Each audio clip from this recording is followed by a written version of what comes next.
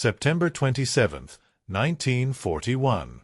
Baltimore, Maryland. Bethlehem Fairfield Shipyard. The smell of welding smoke mixed with Chesapeake Bay salt air as the first keel plates were laid for hull number 0440. SS Patrick Henry. Workers in canvas overalls moved across the slipway while naval observers stood at a distance, arms crossed, faces skeptical. What they were witnessing was supposed to revolutionize merchant shipping. What they saw looked like a floating shoebox. Emergency cargo vessel, the official designation read. The British called them something else entirely. Ugly ducklings. Admiral Emeryland, head of the U.S. Maritime Commission, was more direct in private correspondence. A real ugly-looking thing, built by the mile and chopped off by the yard. The specifications read like a confession of mediocrity. 441 feet 6 inches long. 7,176 gross tons. Maximum speed, 11 knots.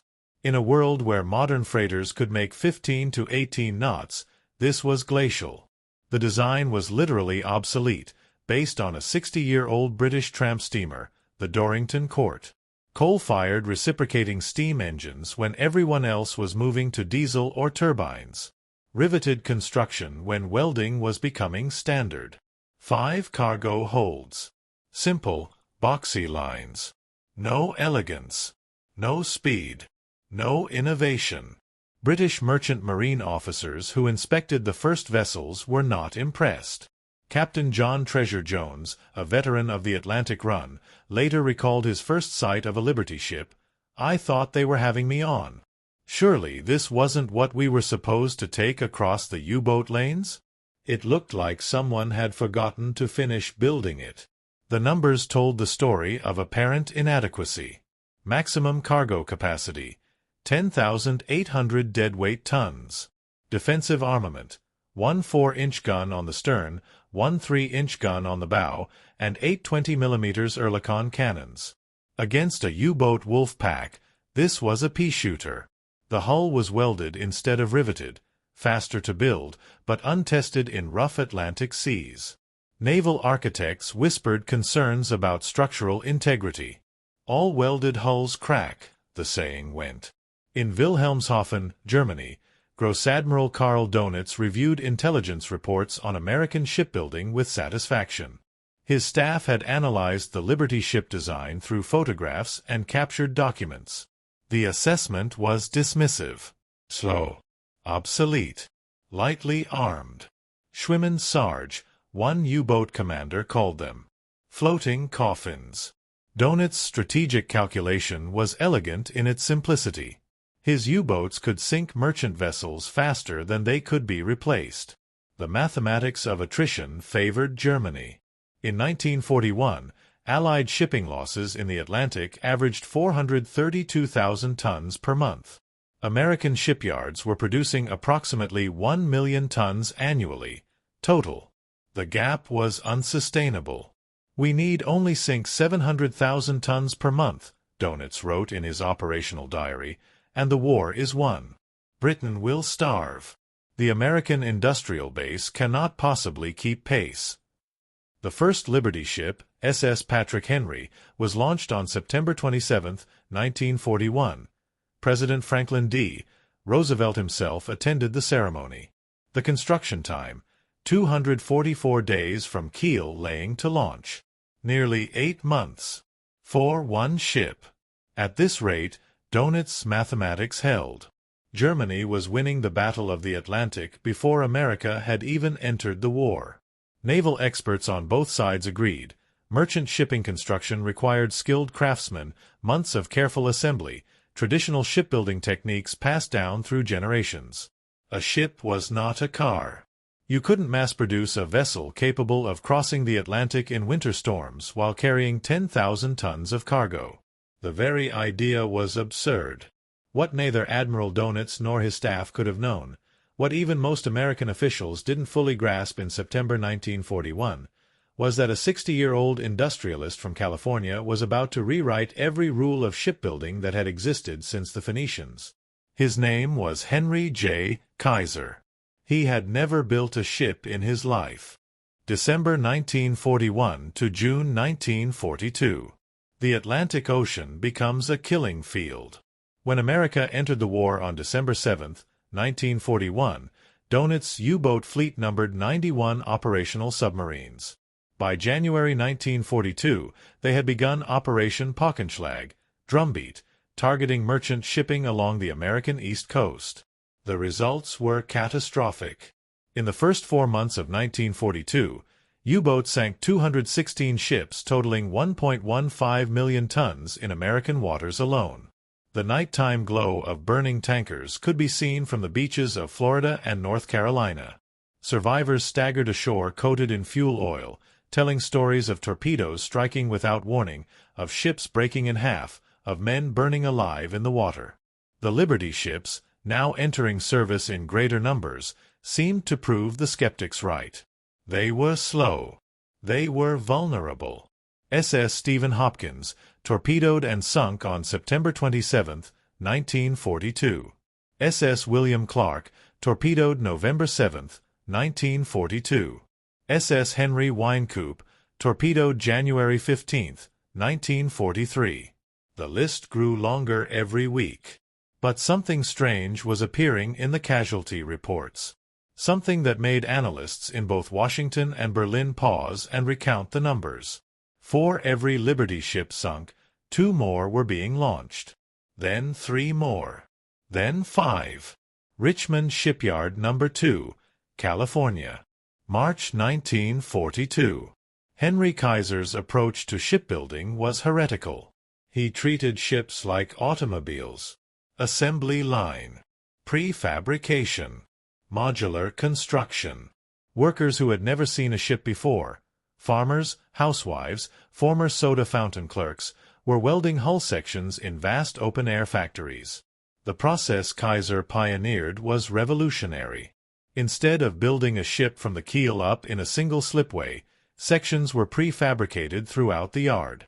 Bow sections, stern sections, deck houses, engine rooms. Each was built as a complete unit, wired, plumbed, painted. Then massive cranes, the largest in the world at the time, would lift these multi-ton sections and slot them together like Lego blocks.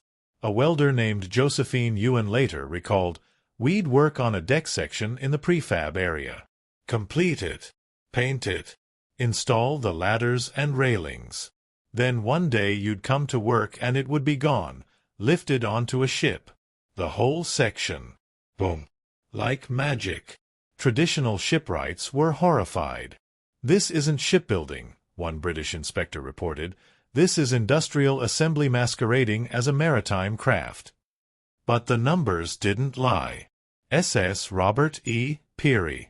Richmond Shipyard No. 2. November 1942. The challenge was issued publicly.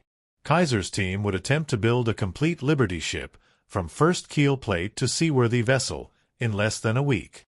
The Maritime Commission approved it as a morale-building publicity stunt.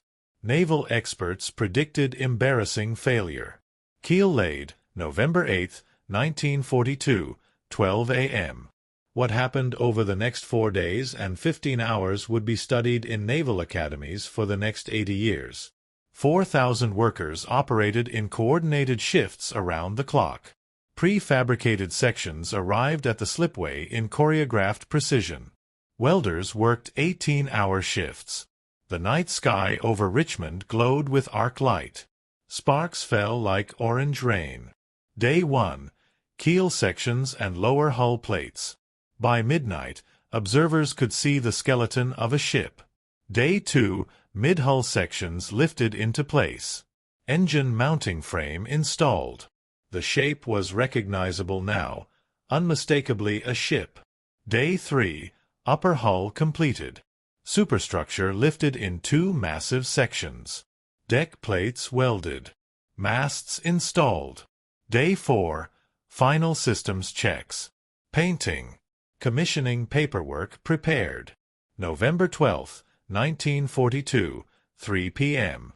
4 days, 15 hours, and 30 minutes after the first keel plate was laid, SS Robert E. Peary slid down the ways and into the water. A functioning cargo ship, fully equipped, ready for sea. The naval observers stood in stunned silence. It wasn't possible. But there it was, floating. Captain George Miller, Maritime Commission Inspector, later wrote in his official report, "I have examined the vessel thoroughly. Against all expectations and contrary to traditional shipbuilding wisdom, she appears to be structurally sound and seaworthy. I am at a loss to explain how this was achieved." The SS Robert E. Peary departed for the Atlantic on November 15, 1942. She would survive the war, completing 36 convoy crossings and carrying 31,000 tons of cargo to Britain, France, and North Africa. But the 4-day record was more than a publicity stunt. It was proof of concept. What Kaiser had demonstrated was that Liberty ships could be built faster than U-boats could sink them. Much faster. In Berlin, Kriegsmarine intelligence received the reports with disbelief. 4 days? Impossible. It must be propaganda. Donit's staff recalculated. Even if the Americans could build ships in 2 weeks, an optimistic estimate, German submarine warfare could still win the war of attrition. What they didn't know was that the average construction time for Liberty ships was already dropping below 2 weeks. And it was still falling. In May 1942, the average time to build a Liberty ship was 105 days. By December 1942, 56 days. By March 1943, 42 days. The mathematics of the Battle of the Atlantic were inverting. January 1943 to May 1945. The Atlantic becomes an American highway. The transformation was total. It was overwhelming. It was unstoppable. 18 American shipyards were now producing Liberty ships using Kaiser's methods. Richmond, California. Portland, Oregon. Brunswick, Georgia.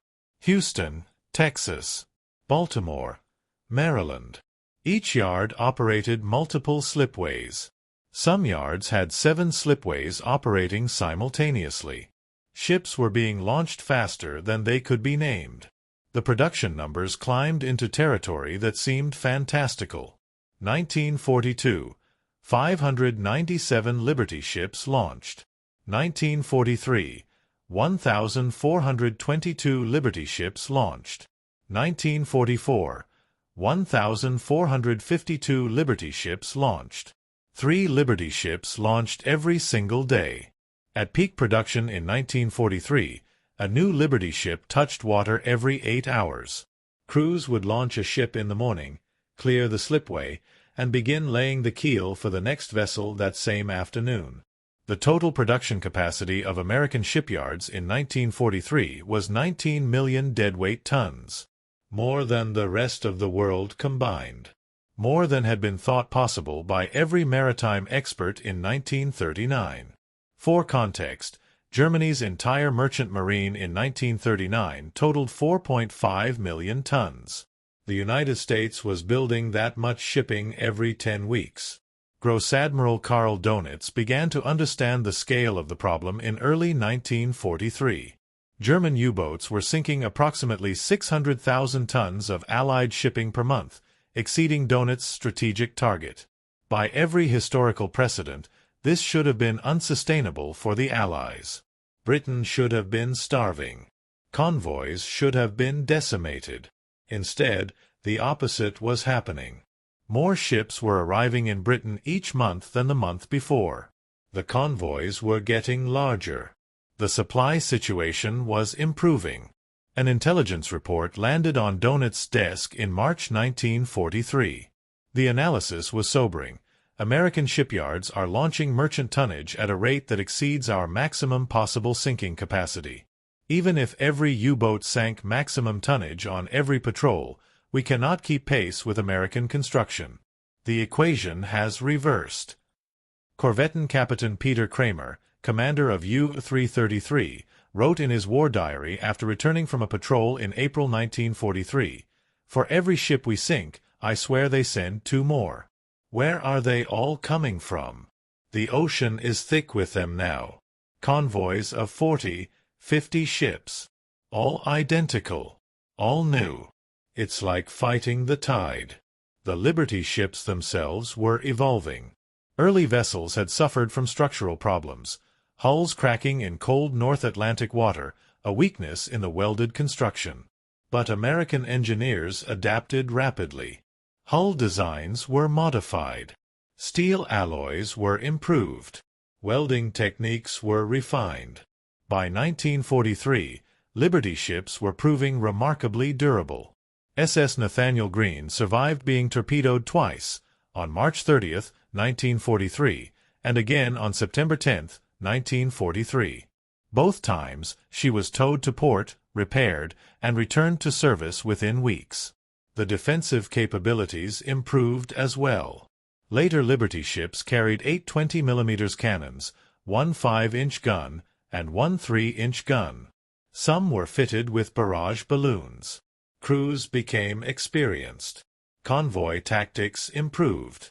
Air cover extended farther into the Atlantic as escort carriers entered service, often carrying aircraft and pilots transported on Liberty ships. But the real weapon was numbers. Overwhelming, crushing numbers.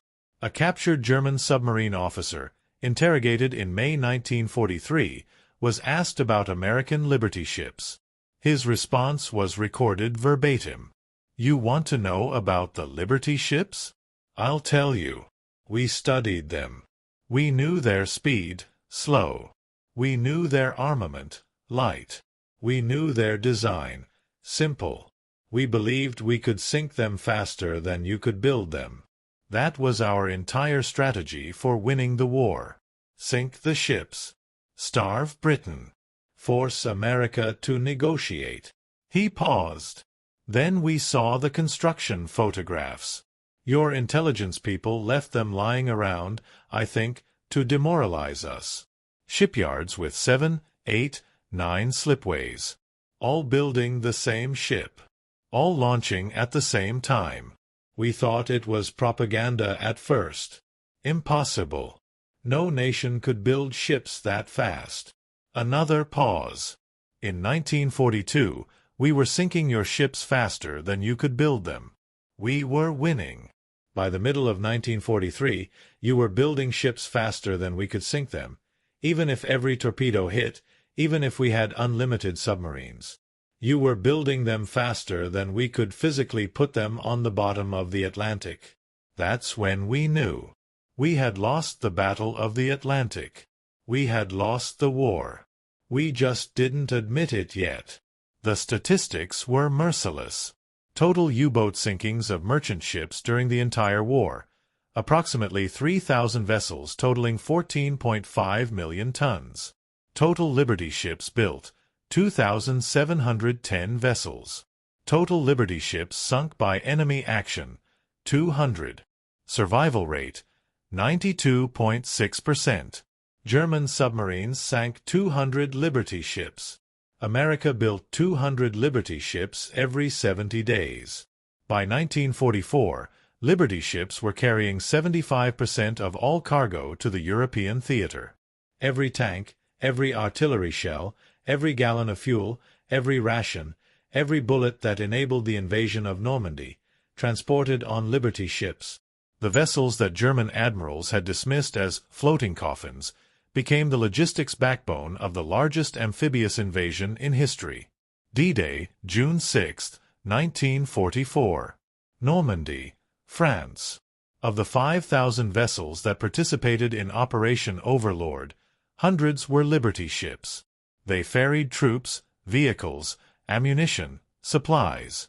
Some were deliberately sunk as breakwaters for artificial harbors. Even in destruction, they served their purpose. Even sunk, they were useful.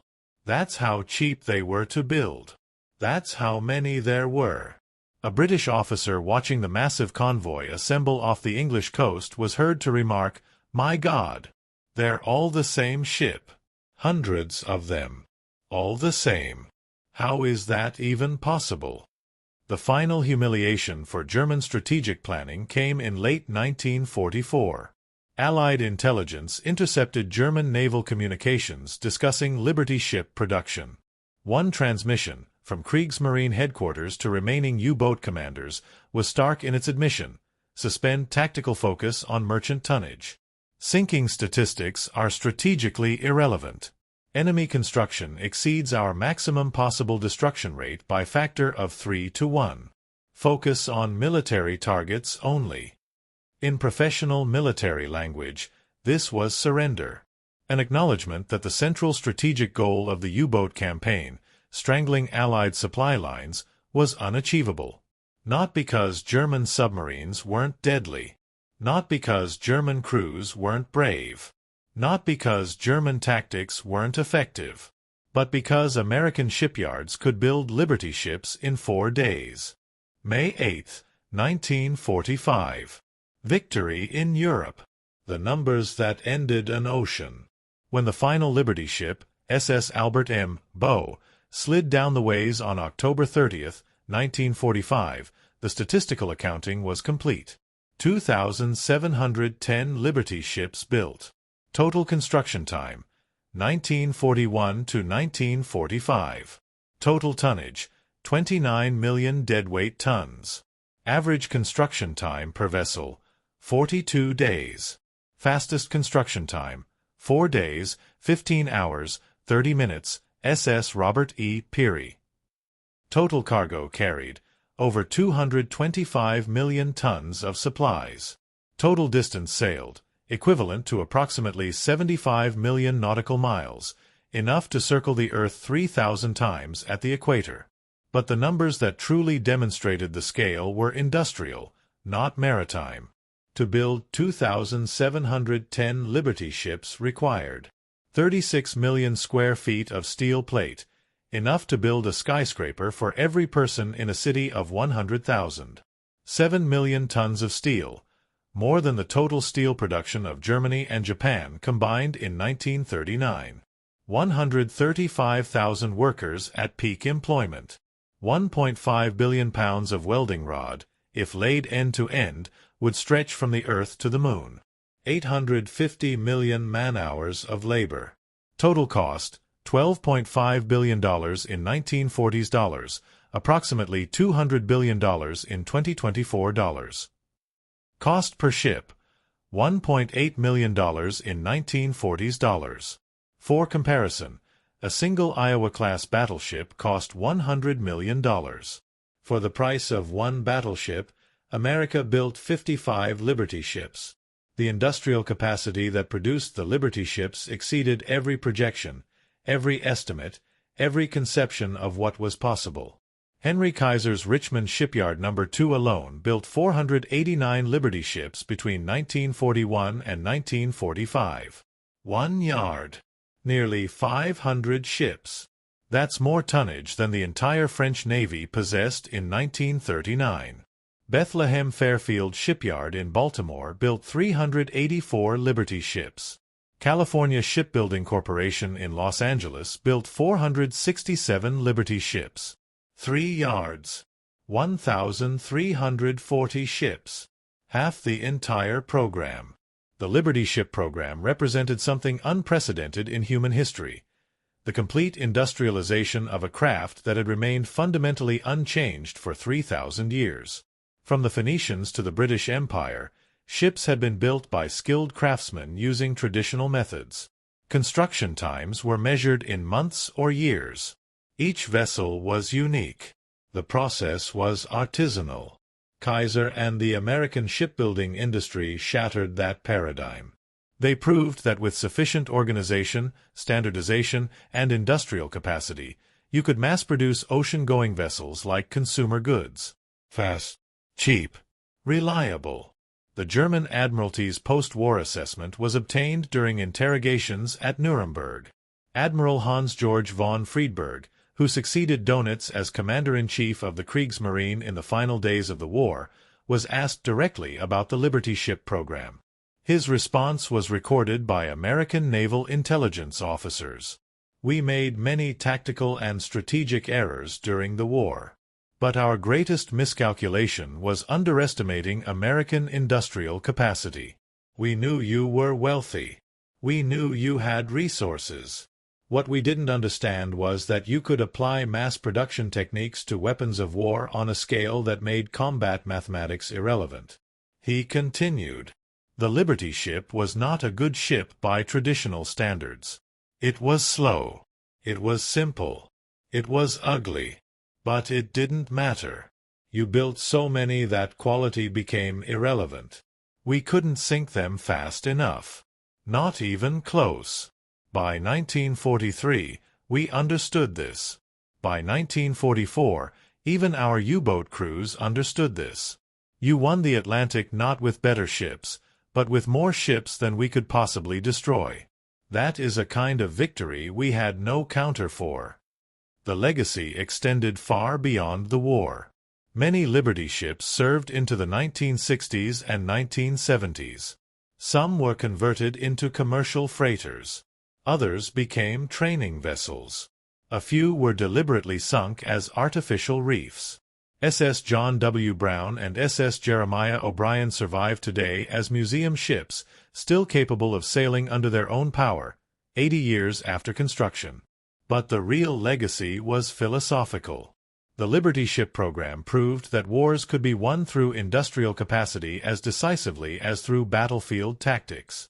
It demonstrated that speed of production could be as valuable as quality of design. It showed that mass production techniques, previously applied to consumer goods, could revolutionize military logistics. The lesson for Germany was painful and total. In September 1941, when SS Patrick Henry was launched after 244 days of construction, German naval planners felt confident. Traditional shipbuilding timelines were on their side. The mathematics of attrition favored U-boats.